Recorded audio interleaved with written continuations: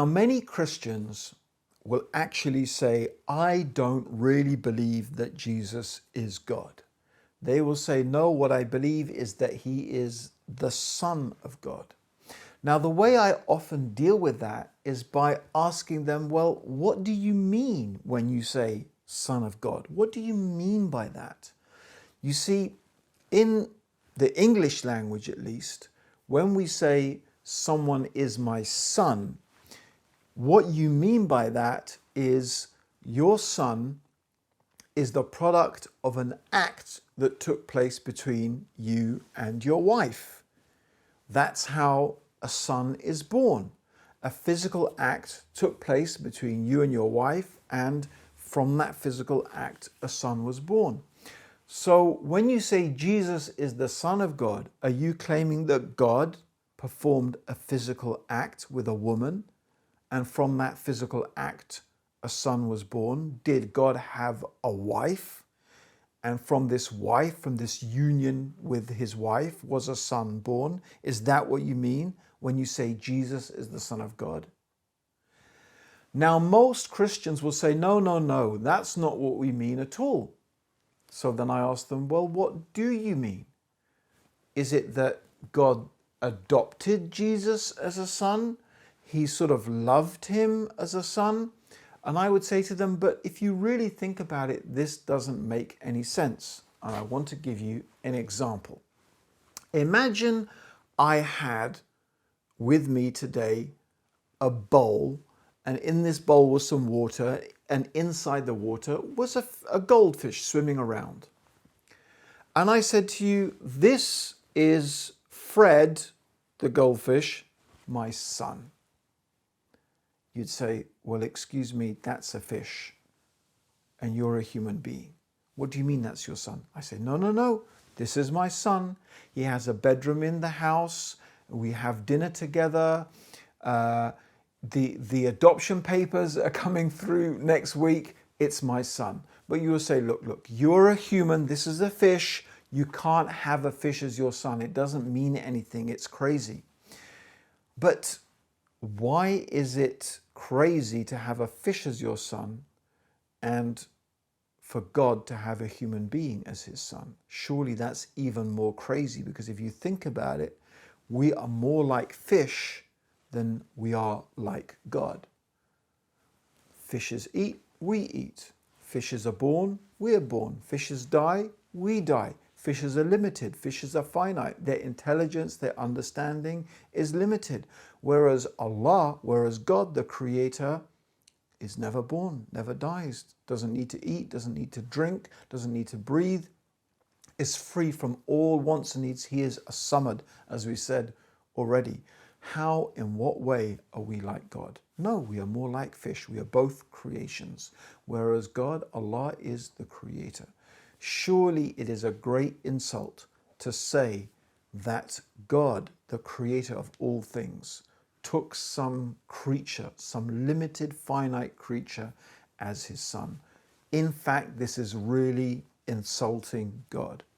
And as we know, that's exactly what the Prophet Muhammad, may God's peace and blessings be upon him, told us. That the son of Adam, that Allah said, the son of Adam has insulted me and he had no right to do so. As for his insulting me, that is his saying that I have a son. Indeed, Allah tells us in the Quran that the heavens are ready to rent asunder, the mountains to crumble into ruin, and the earth is ready to break apart because they say Ar-Rahman has a son. Why? It's very simple, because we are claiming something about Allah, that Allah is far removed from such imperfection. He has no need for a son, nor are we, his creatures, in any way like him. This is very, very important. And this is why you see that even this GORAT method is very, very good when we discuss with Christians. As I said before, we don't need to get into studying the Bible. We can just talk on the point of view of our belief.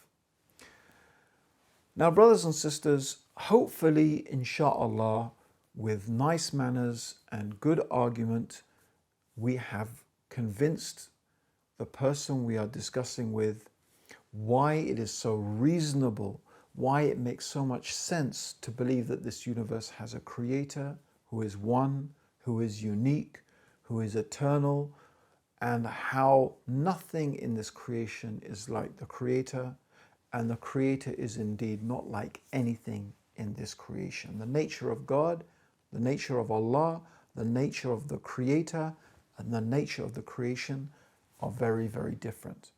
But how do we get from there to talking about the Quran, to talking about revelation, to talking about the Prophet Muhammad? We need something in our conversation to bridge that gap, so as to speak. So the device I use most often to bridge the gap is to get the person I'm talking to think about the purpose of life. Why are we here? What's it all for? For what reason do you exist? This is very important because, believe me, many, many people are confused about these questions. Why are we here? What's it all for? What is the purpose of life? Often, you can ask people that question. Why are we here? What's the purpose of life? What's the reason for our existence? It's very interesting to see what people have to say, but most of all, people don't really know. The example I like to give and I like to point out is, what is your eye for? Well, my eye is to see. What are your ears for? Well, my ears are for hearing. What is your tongue for? Well, my tongue is for tasting and for talking. How about your shoes? What are your shoes for? Oh, my shoes are to protect my feet and to help me walk. What is this pen for? Oh, the pen is to help me write. What are you for? For what reason do you exist? You know why your nose exists. You know why your ears exist. You know why your eyes exist, your mouth, your tongue, even your pen and your shoes. But for what reason do you exist?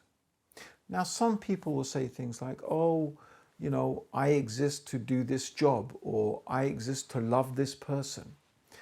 But in reality, these are some things a person wants to do with their life. It's not the reason why human beings exist. Why do we humans exist? It's very interesting that when we look in the beautiful creation of Allah, every single creature has a special purpose.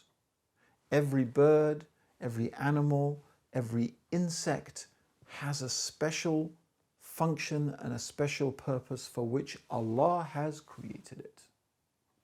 Here's the question. Human beings, for what reason do we exist? What is our purpose? And why are we here? In fact, if we think about it, the only way we can really know for sure the answer to this question is when the one who created us tells us. The only way I can be 100% sure, yes, this is the reason for which I exist, is when the one who created us and who brought us into existence tells us, this is the reason I created you. This is the reason for which you exist. You exist for this reason.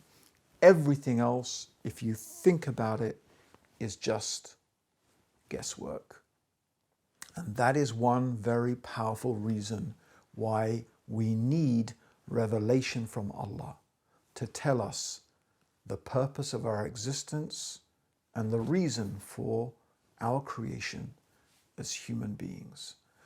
Inshallah, hopefully, with the permission of Allah, this is something very powerful to get the person that you are talking to think about how important it is for us to have a message from Allah to explain, for Him to explain to us why He created us as human beings.